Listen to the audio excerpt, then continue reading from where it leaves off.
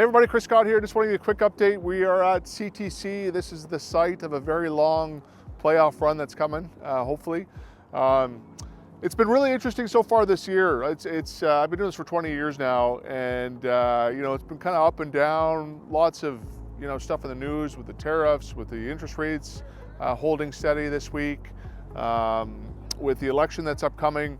There's so many factors that can affect a real estate market, and what's really interesting about Ottawa is one of the most spread out cities in Canada as far as the population being dispersed over such a large area.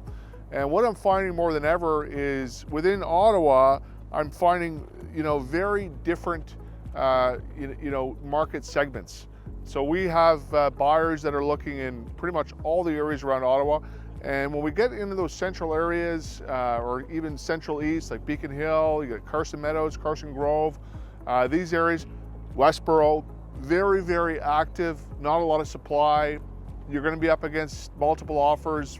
Some of them, we were up against two last week where the eventual buyer had no conditions in the offer. So hoping we're not going to go back to what we were at in some of those areas where there was no conditions, but just giving you kind of an update of what I'm seeing. And then you come out to suburbia and some suburban neighborhoods and you're seeing a lot more inventory than we're used to finding in these locations. And what's really interesting there is the amount of supply is much higher than it's been in 8 or 9 years. So a lot more for buyers to choose from.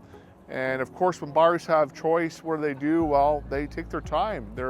And when they do choose and they do offer, I'm finding those offers are much lower than asking price, lots of contingencies. So it's been really interesting to see the market in some of the different areas and how different they can be.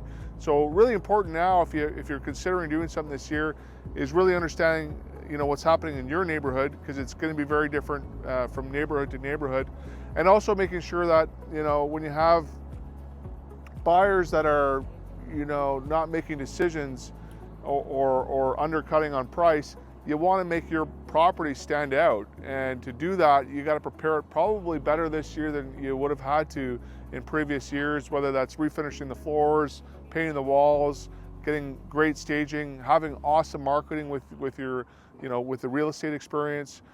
So lots to consider. If you're curious to know what's happening in your area, please feel free to reach out to our team. We're always happy to help, guys. Take care and go Sens go.